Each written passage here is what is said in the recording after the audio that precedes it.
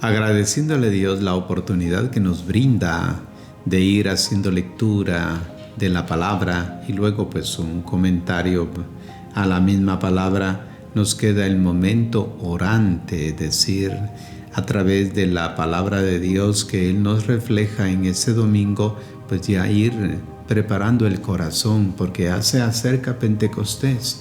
Estamos en el 6º domingo de Pascua. Y el Espíritu Santo saca siempre cosas nuevas del Evangelio. Ante la rampante ignorancia religiosa, algunos han propuesto volver al catecismo de la doctrina cristiana, ¿verdad? Antigua, de Pío X de 1913, con sus 433 preguntas y respuestas, síntesis de todos los temas de la teología y de la moral. Este compendio ha marcado ciertamente pues una época, pero nos preguntamos si tendría sentido proponer las verdades de fe en lenguaje e imágenes antiguas, pertenecientes a unos tiempos tan alejados de nuestros tiempos. El lenguaje anterior pues ciertamente tuvo su importancia. El lenguaje actual tiene su vital importancia para vivir el Evangelio. En el discurso de apertura del concilio, el Papa Juan XXIII recordaba un principio fundamental. Una cosa son las verdades de fe y otra es la manera en que se formulan. La misión de la Iglesia es la de hacer inteligibles estas mismas verdades a los hombres y mujeres de todos los tiempos y de todos los lugares, empleando su lenguaje, su cultura, sus imágenes, su forma de pensar. Es esta una empresa ardua y delicada, inevitablemente acompañada de tensiones, de malentendidos, pero indispensable, y que puede ser felizmente llevada a término porque en la Iglesia está presente el espíritu de la verdad que Cristo anima. El replegarse sobre el pasado, el miedo a la novedad, la visión pesimista del presente, las previsiones sombrías sobre el futuro no son signos de amor y fidelidad a la tradición, sino sinónimos de escasa fe en la obra del Espíritu. El Papa Juan XXIII desconfiaba de los profetas de mal agüero e invitaba a contemplar los frutos del Espíritu presentes no solo en la Iglesia, sino donde quiera que haya amor, alegría, paz, paciencia, benevolencia, bondad, fidelidad, delicadeza y autodominio. Estamos siempre en este tipo de valoraciones de la pastoral. Pero bien, ahora nos acercamos a esta presencia nueva de Dios Padre, de Dios Hijo y de Dios Espíritu Santo. Dios Padre envió a su Hijo, el enviado del Padre Jesucristo, y el Padre y el Hijo nos han enviado el don del Espíritu Santo. Escuchemos pues el Evangelio. Estamos en San Juan capítulo 14, versículos 23 al 29. En aquel tiempo dijo Jesús a sus discípulos: si alguien me ama, cumplirá mi palabra, mi Padre lo amará. Vendremos a él y habitaremos en él. Quien no me ama no cumple mis palabras, y la palabra que ustedes oyeron no es mía, sino del Padre que me envió. Les he dicho esto mientras estoy con ustedes. El defensor, el Espíritu Santo que enviará el Padre en mi nombre, les enseñará todo y les recordará todo lo que yo les he dicho. La paz les dejo. Les doy mi paz y no como la da el mundo. No se inquieten ni se acobarden. Oyeron que les dije que me voy y volveré a visitarlos. Si me amaran, se alegrarían de que vaya al Padre, porque el Padre es más que yo. Les he dicho esto ahora, antes de que suceda, para que cuando suceda, crean. Ya no hablaré mucho con ustedes, porque está llegando el príncipe del mundo. No tiene poder sobre mí, pero el mundo tiene que saber que yo amo al Padre y hago lo que el Padre me encargó. Levántese, vamos de aquí. Una lectura precipitada del Evangelio de hoy puede darnos la impresión de encontrarnos frente a una serie de frases desconectadas entre sí y alejadas de los problemas de la vida de cada día. El relato, sin embargo, no es confuso o abstracto, es en realidad muy denso. Veamos de traducirlo en términos mucho más simples. Comencemos con aclarar la frase: les he dicho esto mientras estoy con ustedes. Estamos por tanto en la última cena, ese es el contexto. Y resulta sorprendente oír a Jesús decir: mientras estoy con ustedes. Es evidente que aquí no es el Jesús histórico el que está hablando, sino el Cristo resucitado, eso está claro.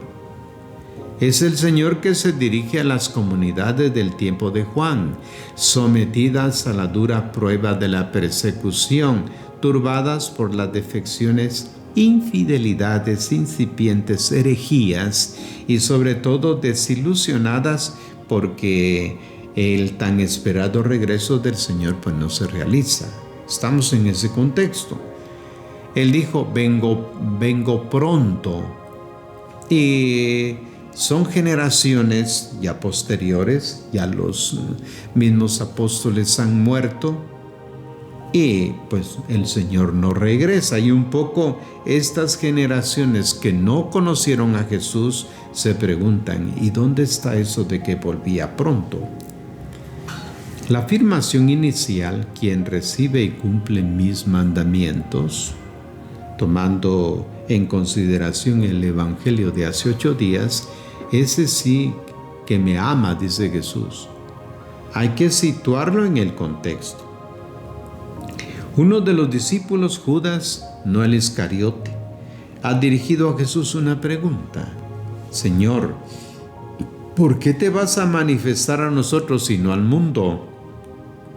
Todos en Israel esperaban a un Mesías que, haciendo prodigios espectaculares, asombrara al mundo entero.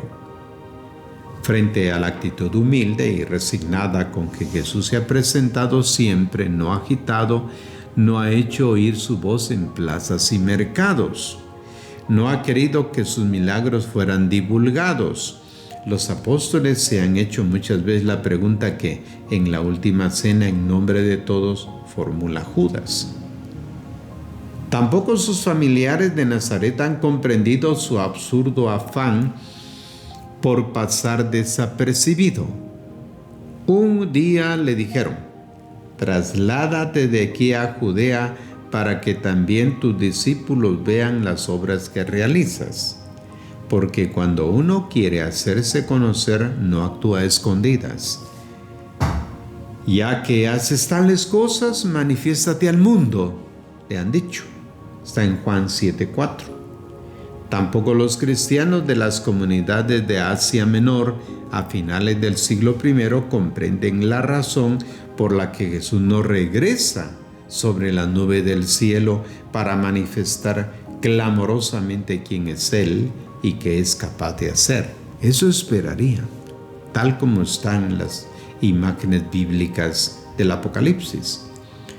A estas dudas e incertidumbres Jesús responde: si alguien me ama, cumplirá mi palabra, mi Padre lo amará, y vendremos a él y habitaremos en él. Son los versículos 22 al 23. Jesús quiere manifestarse juntamente con el Padre, no haciendo prodigios, sino viniendo y habitando en sus discípulos. Hay que estar atentos y no materializar esta afirmación. Para entenderla hay que referirse a otra frase pronunciada por Jesús durante la última cena: créanme que yo estoy en el Padre y el Padre está en mí. Si no, créanlo pues al menos por las obras. Juan 14, 10 al 11. Jesús aporta como prueba de su unidad con el Padre, pues las obras que realiza. No se refiere a milagros, como estaríamos inclinados a pensar. Él no apela nunca a prodigios para demostrar que es una sola cosa con el Padre. Se refiere a todo lo que hace. Sus gestos son siempre y únicamente obras de amor. Tienden a liberar al hombre de toda clase de esclavitudes a las que está sometido, la del pecado, la de la enfermedad, la de superstición, la de discriminación religiosa y social.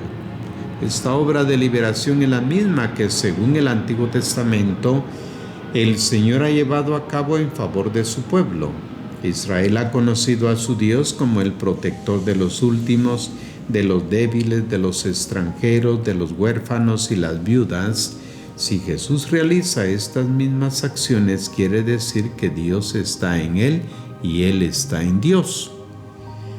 ¿Qué quiere decir Jesús? Que Él está en el Padre y que si le escuchamos sus palabras, vendrá el Padre y Él a habitar en nosotros. Quiere decir que después de haber escuchado la palabra del Evangelio, nosotros recibimos la vida de Dios, su Espíritu, y sentimos el impulso de realizar las mismas obras de Jesús y del Padre, convirtiéndonos en liberadores pues, de nuestros hermanos. Por eso no es difícil reconocer cuando una persona está presente y actuando en Jesús, está actuando Dios Padre, Dios Hijo y Dios Espíritu Santo, la Santísima Trinidad. En este versículo siguiente Jesús promete al Espíritu Santo, el defensor. Dice, les enseñará todo y les recordará todo lo que yo les he dicho. Dos son las funciones del Espíritu. Comencemos por la primera, la de enseñar. Jesús no ha podido explicitar y explicar todas las consecuencias de su mensaje.